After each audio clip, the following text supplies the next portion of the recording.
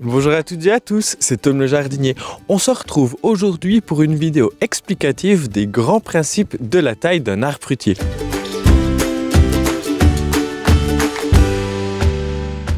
Cette vidéo fera peut-être l'objet d'une deuxième vidéo en fonction de vos questions, etc. en commentaire. L'idée, c'est vraiment de vous donner quelques grands principes de base de la taille et puis pas d'être une vidéo qui vous fait un avant-après. Chaque arbre se taille en fonction de sa vigueur, en fonction du sol dans lequel il est, etc. et ce que vous souhaitez en faire.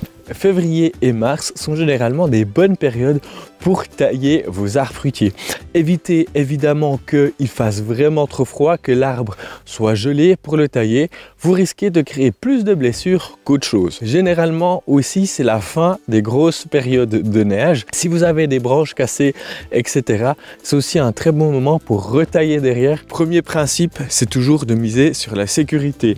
Éventuellement des gants de protection si vous allez scier, peut-être une personne qui vous tient votre échelle ou votre escabeau, etc. Le premier principe, c'est la sécurité. Ensuite, que vous taillez au sécateur, à la scie, etc., il faut être vigilant de bien désinfecter vos sécateurs avec soit un flambeau, donc là on va utiliser une torche avec une bonbonne de gaz pour passer sur les lames. Vous pouvez faire ça avec le sécateur ou les scies Egoin, soit vous pouvez aussi utiliser de l'alcool à brûler avec un peu d'eau. Vous mettez ça sur un torchon. L'ambition là, c'est d'avoir des outils propres pour éviter de transbahuter sur chaque arbre s'il y a des chancres, etc. Vous êtes certain comme ça de travailler de manière très propre. Faites-le vraiment entre chaque arbre pour éviter de propager. En tout premier, avant même de regarder la structure de votre arbre, je vous conseille d'enlever toutes les branches qui sont malades, qui pourrait y avoir des chancres, donc ça fait des petits renflements de maladie, tout le bois mort, etc. pour déjà dégager toutes ces branches de la structure de l'arbre pour qu'on puisse regarder aussi sa silhouette. Après ces deux premiers principes, passons à la taille. Donc là, sur un arbre, on a toujours des branches charpentières. Normalement, on en a 4. On peut en avoir un peu plus, mais généralement, on en a 4 qui forment les principales branches. C'est sur ces branches-là que vont se développer les branches. Et ensuite, on a l'axe, c'est le prolongement du tronc.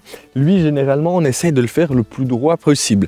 On commence toujours par la taille sur l'axe. L'objectif là, c'est de toujours le faire tailler une fois dans un sens, une fois dans l'autre pour qu'on ait un axe le plus droit possible. Mais ça, c'est le principe de la taille de formation dont l'objectif est de former ces belles charpentières et cet axe. Les branches charpentières et l'axe ne doivent absolument pas avoir de concurrents. C'est vraiment celles qui vont drainer le plus de sève. Elles ne doivent pas avoir de gêne, elles ne doivent pas avoir de branches qui passent, qui les croisent, etc. pour avoir un bon développement. La taille, on dit que la lumière doit pouvoir atteindre le cœur de l'arbre. Mais on va éviter, si c'est un verger qui n'a pas été taillé depuis de nombreuses années, de tout tailler en une seule fois. On va peut-être le faire sur 3-4 ans pour redonner de la vigueur. Plus vous taillez, plus vous allez forcer votre arbre à faire du bois. Généralement, il va faire des gourmands. On en voit quelques-uns, là par exemple, Hello et d'autres.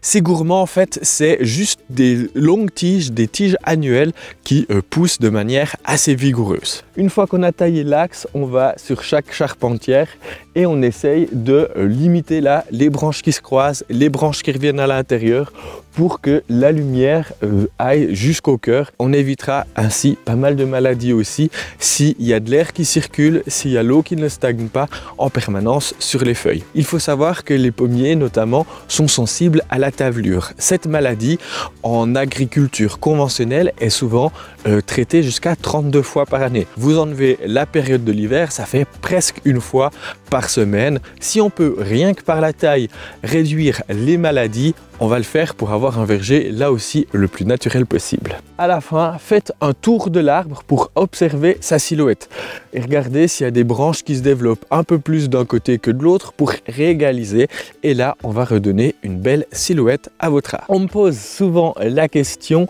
est-ce qu'il faut mettre du mastic ou de la pâte à cicatriser sur les plaies de taille? Personnellement, j'en utilise jamais. Si j'ai des trop grosses plaies de taille ou qu'il y a une branche qui a été cassée et que je dois retailler par derrière, et bien là, moi je vais plutôt utiliser un masque à base d'argile verte que je vais appliquer au pinceau dessus. C'est quelque chose de beaucoup plus naturel. Avec la pluie, etc., et ben il va complètement se dissoudre dans le temps. Et entre-temps, ben les plaies, elles auront déjà cicatrisé. Avant de terminer la taille, je voulais vous donner quelques petites astuces encore.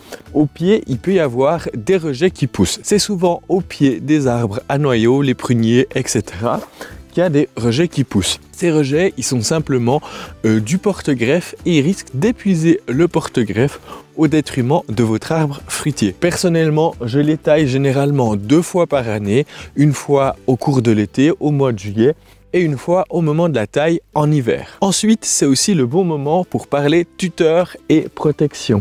Regardez s'il est toujours pertinent que votre arbre soit tutoré et qu'il ait un cache.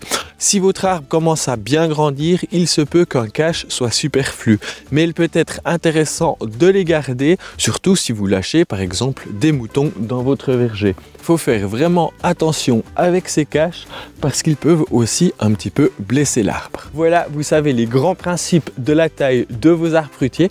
On se retrouve nous tout bientôt pour une prochaine vidéo. D'ici là, je vous souhaite évidemment bon jardinage. Ciao jeunes pousses!